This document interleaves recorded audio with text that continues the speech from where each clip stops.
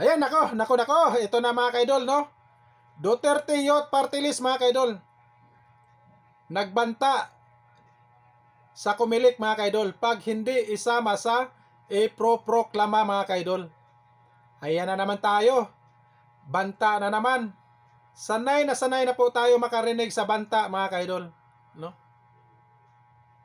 Unang-una, binantaan nila si Martin Romualdez. Pangalawa, binantaan nila si First Lady Lisa Marcos.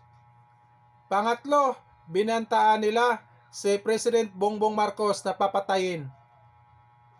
At ito na naman, Duterte Youth Party List, nagbanta na naman sa Comelec mga kaidol.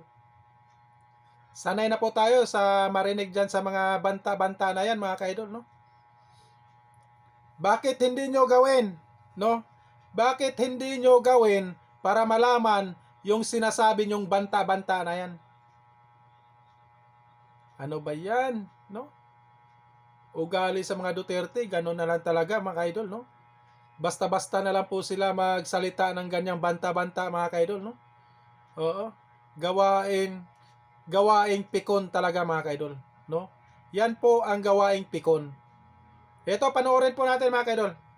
Sa kabila ng matagumpay na proklamasyon ng mga nanalong party list groups, dalawang party list ang hindi na iproklama dahil sa nakabinbing kaso nila sa Comelec. Yan po ang Duterte Youth at ang bagong henerasyon. Banta naman ng Duterte Youth, isisiwalat nila ang anilay kalokohan sa Kongreso at Comelec para magkapera. Teka mga kaidol, no?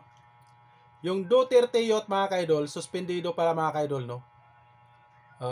Kaya nanggaliiti po sa galit si Cardima mga kaidol, no? At nagbanta sa Comelec mga kaidol, no?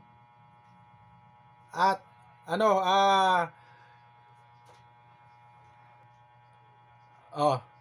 at ibulgar niya lahat na mga kaidol sa Comelec kung paano sila nagkapira mga kaidol.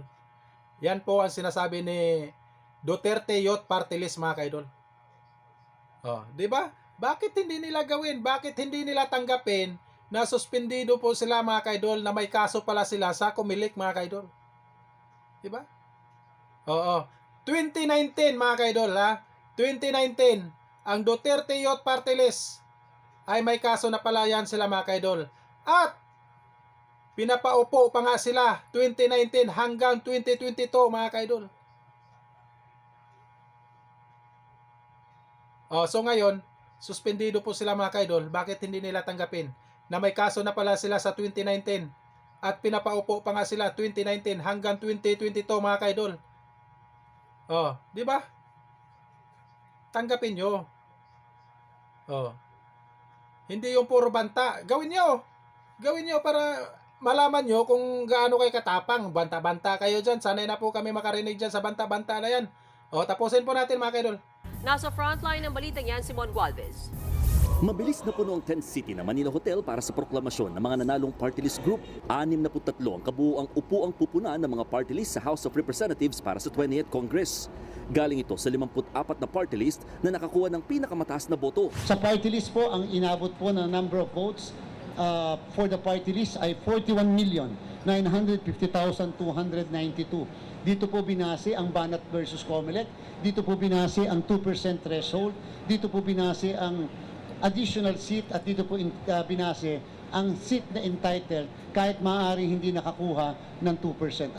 Ang sabi ng Supreme Court sa Banat versus Comelec, lahat ng seats ay dapat punuan. 3 pwesto na secure ng Akbayan, Duterte Youth at Tingog. Tig-2 naman sa 4-piece at CIS at Ako Bicol Party List. Lahat sila hindi bababa sa 1 milyon na nakuwang kabuuang boto, habang tig-isang representative naman ang uupo mula sa nasa pang-7 hanggang 54th place na party list. Hanggang ngayon, hindi pa rin daw makapaniwala si Akbayan Party List Representative-elect Shell Diokno na sila mamumuna sa mga ibinotong party list group. Ito ay isang tagumpay ninyong lahat. Ito ay tagumpay ng ordinaryong Pilipino.